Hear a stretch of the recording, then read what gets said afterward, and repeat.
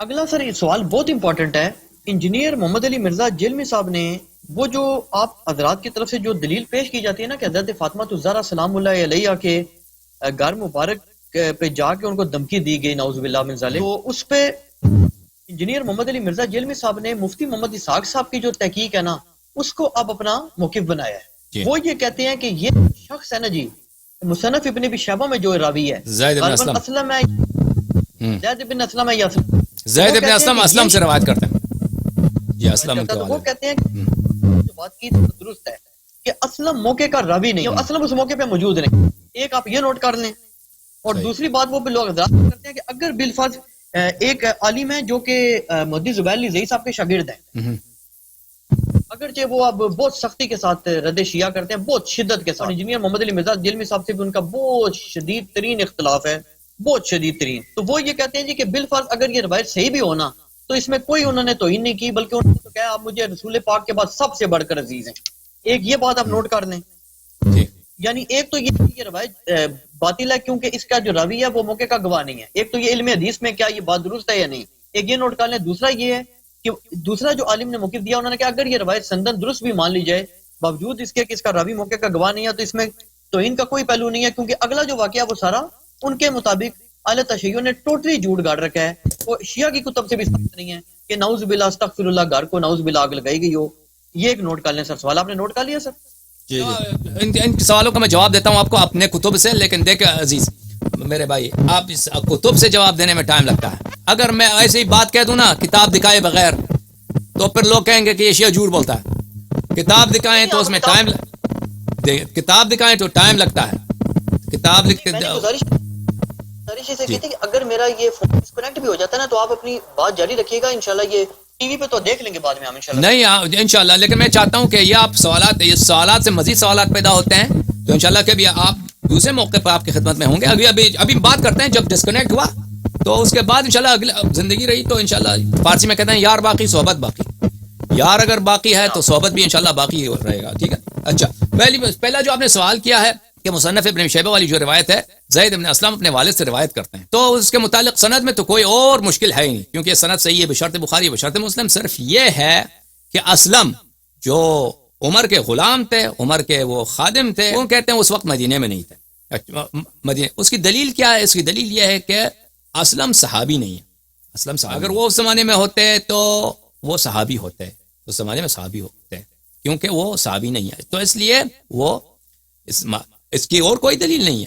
یعنی اور کوئی دلیل نہیں ہے. یعنی وہ نبی کریم صلی اللہ علیہ وسلم کے وفات کے وقت وہ مسلمان تھے لیکن وہ مکے میں تھے. اچھا، لیکن پہلی بات تو یہ ہے کہ اگر وہ ایک شخص روایت کرتا ہے ایک بات کو اور وہ صحابہ میں سے نہیں، اس نے نبی کریم صلی اللہ علیہ وسلم کو نہیں دیکھا ہے، تو یہ واقعہ جو پیش آیا ہے کہ دھمکی دی گئی ہے کہ میں آگ لگا دوں گا، تو یہ تو نبی کریم صلی اللہ علیہ وسلم کے حیات میں پیش تو نہیں آیا نا، یہ ان کے وفات کے بعد پیش آیا. ان دونوں میں کوئی تنافی نہیں ہے کہ زید مثلا اسلم نبی کریم صلی اللہ علیہ وسلم کے وفات کے بعد مکے سے مدینے پہنچ گئے اور ان کی صحابیت بھی نہیں اور اس کے باوجود وہ اس واقعے کے شاہد رہے. میں آپ کو اگر یہ مان بھی لیں کہ چلیں وہ اس واقعے کو شاہد نہیں ہے تو اس کا بھی جواب ہمارے پاس ہے. لیکن پہلے میں اس بات کا جواب دوں کہ آپ نے کسی مولوی کا ذکر کیا کہ اس میں کوئی توہین نہیں ہے. ملاحظہ فرمائیے یہ کتاب ہے کتاب مصنف الاحادیث والآثار تالیف ابن ابی شیبہ الکوفی، جلد نمبر 432. یہ وہ حدیث ہے جس کے متعلق ہم بات کر رہے ہیں. اچھا، یہ حدیث ہر لحاظ سے اس میں کوئی اشکال ہی نہیں ہے. سند کے لحاظ سے محمد ابن بشر حدثنا عبید اللہ ابن عمر حدثنا زید بن اسلم عن ابیہ، تو یہ حدیث بخاری مسلم سب اس بخاری مسلم کے متفق علیہ روایت ہیں. اچھا، کہ اس میں یہ ہے کہ کان علی والزبیر یدخلان، امیر المؤمنین علیہ السلام اور زبیر آتے تھے کن کے پاس؟ حضرت زہرا سلام اللہ علیہا کے پاس. فیشاورونها ویرتجعون فی امرہم، مشورہ کرتے تھے اور اپنے کام کے سلسلے میں آپس میں بات چیت کرتے. فلما بلغ ذلك عمر بن الخطاب خرج، جب یہ خبر پہنچی کہ یہاں پہ یہ لوگ جمع ہوتے ہیں باتیں کرتے ہیں، عمر کو پہنچی تو عمر آ گیا اور حضرت زہرا سلام اللہ علیہا کے پاس آ گیا. قال یا بنت رسول اللہ. اچھا، اور اس کے بعد اس نے خطاب کیا. تو ابھی میں ایک جملہ کہہ دوں یہاں پر، دیکھیں ابو بکر کی خلافت کی کیا دلیل ہے؟ ابو بکر کی خلافت کی دلیل یہ ہے کہ اس کے پاس خلافت پہ کوئی نص نہیں ہے. کہتے ہیں اجماع ہے.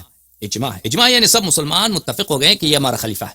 لیکن اس حدیث میں کیا ہے؟ کہ اگر کہتے ہیں اگر صحیح بھی ہے تو اس میں کوئی توہین نہیں ہے. پہلی بات تو یہ ہے کہ اس میں واضح دلیل ہے کہ ابو بکر کی خلافت پہ کوئی اجماع نہیں ہے, کیونکہ یہ لوگ جمع ہوتے تھے حضرت زہرا سلام اللہ علیہا کے گھر میں, وہاں پہ کاروبار کا مسئلہ ڈسکس نہیں ہوتا تھا, وہاں پہ خلافت کی بات ہوتی کہ ابو بکر کے خلیفہ بن چکا ہے, ہم کیا کریں.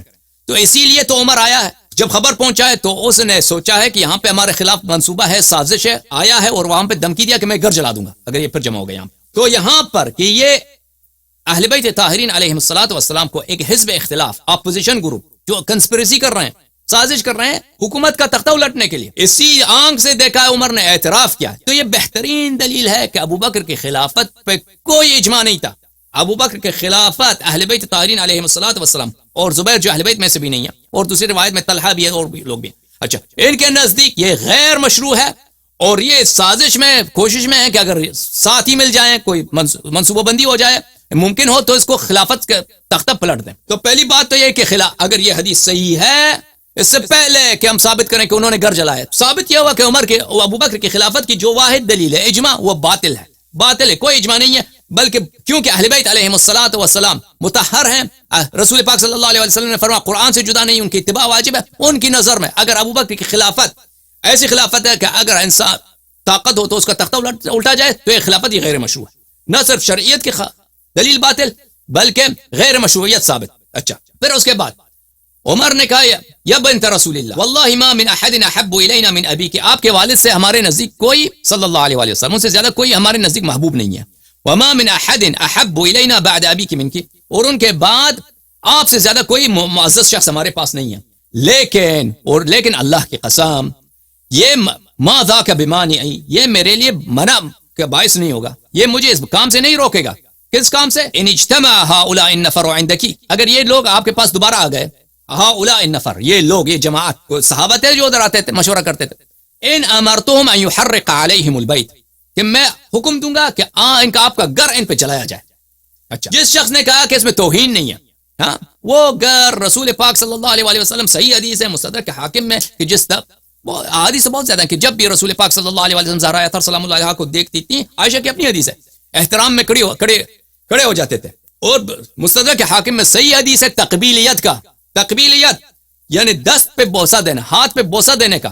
نبی کریم صلی اللہ علیہ وسلم بوسہ دیتے تھے. یہ کسی کے متعلق نہیں ہے کہ نبی کریم صلی اللہ علیہ وسلم آدم سے ملاقات ہوئی شب معراج, موسیٰ علیہ السلام سے ملاقات ہوئی شب معراج, ابراہیم ان کے جد ہیں ان سے ملاقات ہوئی شب معراج, کہ ان کا ہاتھ چوما ہو. ہاتھ اگر چوما ہے تو صرف بی بی سلام اللہ علیہا کا.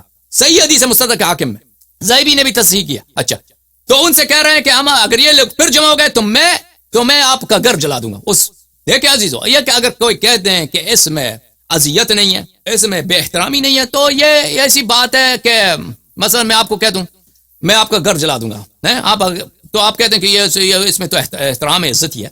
تو یہ تو مکابرہ ہے. مکابرہ کہتے ہیں یعنی بدیہی بات کو انکار کرنا. کیا یہ حدیث کا اشکال یہ ہے کہ انہوں نے اشکال کیا ہے کہ اسلم مدینے میں نہیں ہوتے تھے اس زمانے. اس کی دلیل دکھائیں آپ پہلے. صرف اس لیے کہ وہ صحابی نہیں تھے وقت وفات الرسول صلی اللہ علیہ وسلم, وہ مکے میں تھے, اس بات کی دلیل نہیں بنتی کہ وہ بعد میں مثلا کچھ ایام کے بعد مکے پہنچے. یہ پہلی بات. دوسری بات میں آپ کو دکھاؤں, اللہ آپ کا بھلا کرے, ایک منٹ میں بھی دکھاتا ہوں. میں آپ کو ابھی حدیث دکھاتا ہوں بخاری میں سے, کہ وہ بخاری نے خود احادیث روایت کی ہیں اسلم سے, کہ وہ رسول پاک صلی اللہ علیہ وسلم سے روایت کرتے ہیں. ملاحظہ فرمائیے, یہ کتاب ہے صحیح بخاری, چھاپ دار احیاء تراث العربی, سنہ 1422 میں چھپی ہے. ملاحظہ فرمائیے, یہ صفحہ نمبر 739 میں 39, حدیث نمبر 4177.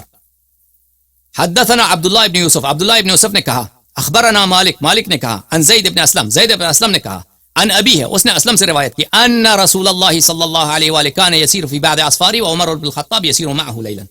بخاری کی حدیث ہے کہ رسول پاک زید ابن اسلم نے اپنے والد اسلم سے روایت کی ہے کہ رسول پاک صلی اللہ علیہ وآلہ وسلم ایک دفعہ ایک سفر میں رات کو سفر کر رہے تھے اور عمر ان کے ساتھ. پھر عمر نے ان سے ایک سوال کیا, اب سوال کیا تھا, جواب کیا, اس میں لمبی. یہ حدیث بخاری میں 3 جگہ مذکور ہیں, 3 جگہ مذکور ہیں. شاید اب میں ڈھونڈ لوں مسلم میں بھی ہو. روایت وہی ہے کہ زید ابن اسلم بلا واسطہ, عفوا اسلم کے باپ کا مجھے نہیں معلوم, وہ عمر کا غلام تھا, خادم تھا. اسلم بلا واسطہ رسول پاک صلی اللہ علیہ وسلم سے نقل کر رہا, اور یہ نہیں کہتا کہ میں نے عمر سے سنا ہے, کوئی تصریح نہیں ہے. لیکن آپ بالاجماع اس حدیث کو صحیح مانتے ہو, بالاجماع اس حدیث کو صحیح مانتے ہو, ٹھیک ہے نا. تو یہ بھی واقعہ جو ہے حدیث تحریق باب، اگر زید ابن اسلم سے روایت کرتا ہے، اسلم فرض بھی کریں اس زمانے میں مدینے میں نہیں تھا، فرض بھی کریں تو جس طرح اس زمانے میں رسول پاک صلی اللہ علیہ وسلم کے پاس نہیں تھا یہ حدیث بخاری والی حدیث جو میں نے دکھایا، اسی طرح اس حدیث کو اس نے سنا ہوگا عمر سے سنا ہوگا، دوسروں سے سنا ہوگا، نقل کر رہا ہے. یہ جس طرح یہ ہے، اگر یہ صحیح ہے تو وہ بھی صحیح ہے. کوئی اعتراض ہے بھائی آپ کو؟ علی بھائی جی آپ بولیں سر. جواب میں کوئی اعتراض ہے، کوئی مزید سوال ہے اس متعلق؟ تاکہ میں اگلے سوال کے پاس جاؤں. بہت اچھی بات.